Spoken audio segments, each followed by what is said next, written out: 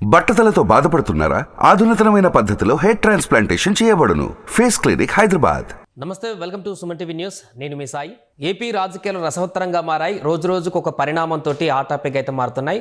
తాజాగా కూటమి ప్రచారాన్ని దూసుకువెళ్తున్నటువంటి సందర్భంలో జనసేన అధినేత పవన్ కళ్యాణ్ పిఠాపురంలో బరిలోకి దిగుతున్నటువంటి సందర్భంలో తాజాగా ఒక వార్త అయితే సెన్సేషన్గా మారింది. పవన్ కళ్యాణ్తో పాటుగా పవన్ కళ్యాణ్కి మద్దతుగా రామ్ చరణ్ తేజ్ కూడా బరిలోకి దిగబోతున్నారా, ప్రచారం చేయబోతున్నారా, బాబాయికి అండగా నిలవబోతున్నారా అనేటువంటి ఒక వార్త అయితే చక్కర్లు కొడుతుంది. దీనికి సంబంధించి నిజాలు ఏంటి, నిజంగానే రామ్ చరణ్ ఈ యొక్క ఎన్నికలలో బాబాయికి అండగా నిలబడతారా? దీనికి సంబంధించి మనం మాట్లాడదాం. మనతో పాటు Suman TV news chief editor Keshav గారు ఉన్నారు. సార్ నమస్తే.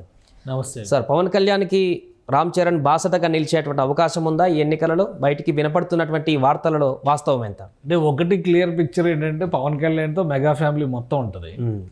సో పవన్ కళ్యాణ్కి రామ్ చరణ్కి ఉన్నటువంటి ప్రత్యేకమైనటువంటి అనుబంధం. పవన్ కళ్యాణ్ ముఖ్యంగా మెగా ఫ్యామిలీలో కొంతమంది ఇప్పుడు హీరోలుగా అయిన వాళ్ళు, అలానే యువతరం ఈ నెక్స్ట్ జనరేషన్ టీమ్ మెంబర్స్ అందరిలో కూడా పవన్ కళ్యాణ్ అంటే ఒక ఆరాధనాపూర్వకమైనటువంటి భక్తి ఉంటుంది.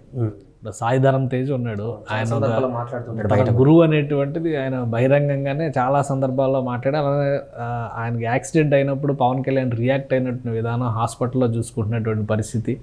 సో ఇవన్నీ చూసినాకే ఏమనిపించింది, బయట వాళ్ళకి కూడా అంటే వాళ్ళ మధ్య ఉన్నటువంటి ఎమోషనల్ అటాచ్మెంట్ని ఎవరో కాదనలేదు. కాబట్టి ఎలక్షన్స్ టైంలో ఖచ్చితంగా వీళ్ళందరూ రంగంలో దిగుతారు, అది నో డౌట్. అందులో చిరంజీవి గారు బహిరంగంగా మాట్లాడతారా లేదా ఎలాంటి డెసిషన్ తీసుకుంటారు అనేది ఒక ఆసక్తికరం. అది చిరంజీవి గారు కూడా గతంలో ఒక మాట చెప్పారు, అవసరమైన సందర్భంలో నేను నా తమ్ముడు వెంట నడుస్తానని మాట చెప్పారు. ఎందుకంటే అతను ప్రయత్నం చేస్తున్నట్టు, నన్ను నమ్మిన సిద్ధాంతం కోసం ప్రయత్నం చేయడం అనేది ఈ రోజుల్లో ఒక బలమైనటువంటి పరిణామంగా మనం చూడాల్సి ఉంటుంది. సో పవన్ కళ్యాణ్ ఆ ప్రయత్నం చేస్తున్నారు కాబట్టి, రాజకీయాల్లో ఉన్నటువంటి వ్యవహార శైలి, తీరుతెన్నులు తనకు సరిపడలేదు కాబట్టి రాజకీయాలకు దూరంగా జరిగారు. అంతేగాని రాజకీయాలను పూర్తిగా వదిలేసినట్టు కాదు అనేటువంటి మాట చిరంజీవి గారు చాలా సందర్భాల్లో చెప్పారు.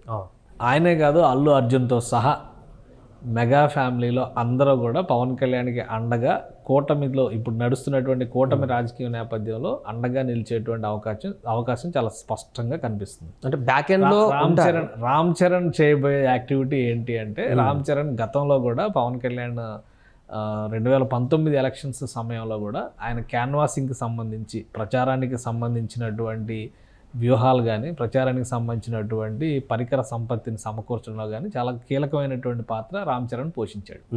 సో ఈసారి పవన్ కళ్యాణ్ గెలవడం అనేది మెగా ఫ్యామిలీకి కూడా చాలా ప్రతిష్టాత్మకమైంది. ఎందుకంటే అవతల పక్షం అంతా కూడా కుట్రలో ఇవి అనేటువంటి మాటలు ప్రచారం మనం చూస్తూనే ఉన్నాం. ఒక వ్యూహాత్మకంగా పవన్ కళ్యాణ్ దెబ్బకొట్టాలి అనేటువంటి ప్రయత్నాలు జరుగుతున్నాయి, ఇవన్నీ వస్తూనే ఉన్నాయి. ఈ కొంతమంది మాట్లాడుతున్నటువంటి మాటలు వింటే ఆశ్చర్యం కలుగుతుంది. 100 కోట్లు ఖర్చు పెట్టేస్తున్నారు పవన్ కళ్యాణ్ ఓడించడం కోసం. సో ఇన్ని శక్తులు ఒకటవుతున్నప్పుడు పవన్ కళ్యాణ్ చేస్తున్నటువంటి పోరాటంలో ఇంట్లో వ్యక్తులు ఎందుకు అండగా నిలవరు? సో అది మేజర్ మార్పుగా మనం ఇందులో చూడాల్సి ఉంటుంది. ఆ క్రమంలోనే రామ్ చరణ్ ప్రచారానికి వెళ్తారా లేదా అనేది అప్పుడే డిసైడ్ కాకపోవచ్చు, కొంత సమయం తీసుకోవచ్చు. ఎందుకంటే క్యాన్వాసింగ్కి పవన్ కళ్యాణ్ రెడీ అవుతున్నారు. వారాహి హైదరాబాద్ నుంచి బయలుదేరింది, మంగళగిరికి వెళ్తుంది. 27వ తారీఖు నుంచి షెడ్యూల్ చేస్తున్నారు.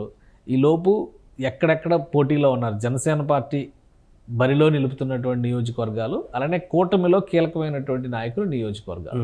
పవన్ కళ్యాణ్ గతంలో ప్లాన్ చేసుకున్న దాని ప్రకారం అయితే 175 నియోజకవర్గాలు తిరగాలనేటువంటి ఆలోచన చేశారు ఆయన.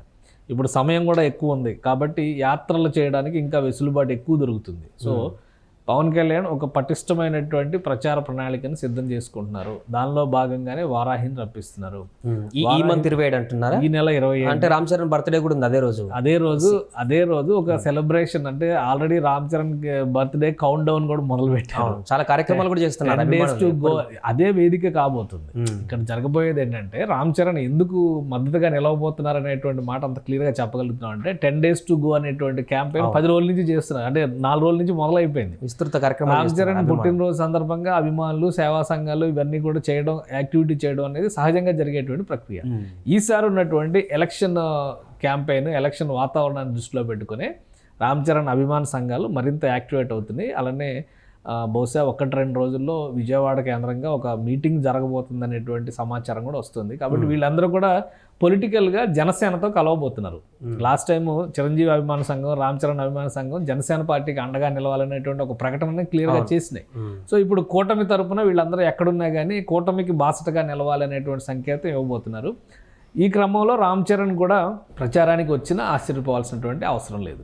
అందరి ప్రశ్న కూడా ఇదే, బ్యాక్ ఎండ్లో ఎలాగో సపోర్ట్ చేస్తారు. రామ్ చరణ్ కానీ, అల్లు అర్జున్ కానీ, మిగతా సాయి ధరమ్ తేజ్ కానీ వీళ్ళందరూ బ్యాక్ ఎండ్ సపోర్ట్ చేస్తారు.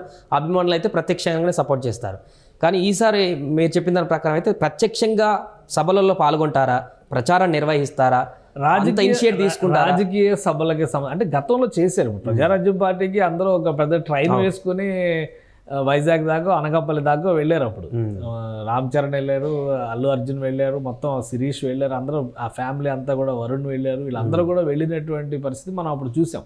ఇప్పుడు పవన్ కళ్యాణ్ చేస్తున్నటువంటి కూటమి రాజకీయం నేపథ్యంలో వస్తున్నటువంటి అంశాలన్నీ కలిసి వచ్చేటువంటి అంశాలు, అవతల శక్తులన్నీ ఏకమవుతున్నప్పుడు యువతల శక్తులు కూడా ఏకమవుతాయి.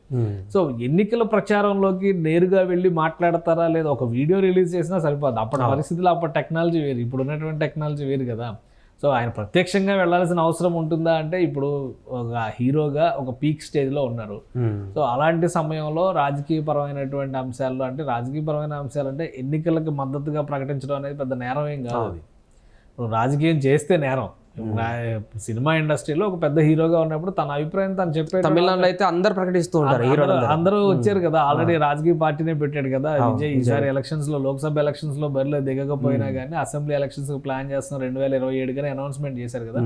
సో అదే ఈక్వేషన్స్ లో కనుక మనం చూస్తే ఆంధ్రప్రదేశ్ లో మొదటిసారిగా సినిమా పరిశ్రమ నుంచి కూడా మాట్లాడాల్సిన పరిస్థితి వస్తుంది. ఎందుకంటే ఇప్పటివరకు పోసాని కృష్ణమురళి వీళ్ళు మాత్రమే మాట్లాడారు. వైసీపీ కనుక తెలుగుదేశం పార్టీకి, జనసేనకి కానీ వీళ్ళకి అనుకూలంగా ఎవరు మాట్లాడారు? పవన్ కళ్యాణ్ ఒంటరి పోరాటం, సినిమా టికెట్ల దగ్గర నుంచి ప్రతి సందర్భంలో అక్కడ తీసుకున్నటువంటి నిర్ణయాలు, ఫైబర్ నెట్లో సినిమాలు వేసేటువంటి వ్యవహారం వరకు కూడా సినిమా పరిశ్రమకు నష్టం కాకూడదనే అంశం పైన సినిమా పరిశ్రమ నోరెత్తలా, పవన్ కళ్యాణ్ మాత్రమే నోరెత్తారు.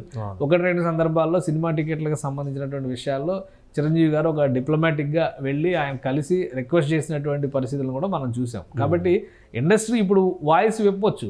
పవన్ కళ్యాణ్కి వెంట వెళ్ళేటువంటి క్రమంలో కీలకమైనటువంటి హీరోలుగా ఉన్నవారు ఒక్కొక్కరుగా కనుక మద్దతు ప్రకటిస్తే ఇండస్ట్రీ కూడా ఇటువైపు చెప్పేవాళ్ళు ఇటువైపు చెప్పొచ్చు, అటువైపు చెప్పేవాళ్ళు అటువైపు చెప్పొచ్చు. ఆల్రెడీ ఆలీ లాంటి వాళ్ళు ప్రభుత్వ పదవులు తీసుకుని పోసాని కృష్ణమురళి లాంటి వాళ్ళు అక్కడ ప్రచారం చేస్తున్న పరిస్థితి ఉంది కదా. ఇప్పుడు కూటమి వైపు నుంచి అటువంటి వాళ్ళు ఎవరు లేరు కదా. పవన్ కళ్యాణ్కి ఉన్నటువంటి ఫ్యామిలీ బ్యాక్గ్రౌండ్, సినిమా బ్యాక్గ్రౌండ్ ఖచ్చితంగా ఈ ఎలక్షన్స్లో ఉపయోగిస్తారు. రామ్ చరణ్ పుట్టినరోజు వేదికగానే ఒక ప్రకటన చేసేటువంటి అవకాశం కూడా ఉండొచ్చు క్యాన్వాసింగ్కి వెళ్ళేటువంటి క్రమంలో. ఎందుకంటే ఇంకా నెల రోజుల పైగా సమయం ఉంది. ఆ సమయాన్ని డిసైడ్ చేసుకుంటారు ఎక్కడ మాట్లాడాలి, ఎప్పుడు మాట్లాడాలి, లేదా వీడియో రూపకంగా విడుదల చేస్తే సరిపోతుందా, ఇవన్నీ కూడా ఆలోచించుకుని ఇండస్ట్రీ వైపు నుంచి వాళ్ళకు కూడా ఏమి ఇబ్బందులు రాకుండా ఉండేటువంటి అన్ని చూసుకుంటారు.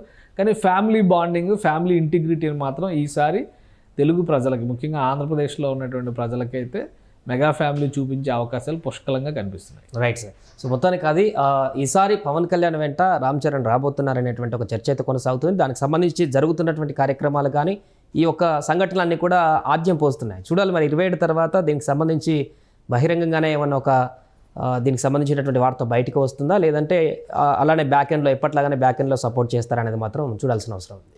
సుమన్ టీవీలో మీ పర్సనల్ అండ్ బిజినెస్ ప్రమోషన్స్ కోసం కింది నెంబర్కి కాంటాక్ట్ చేయండి.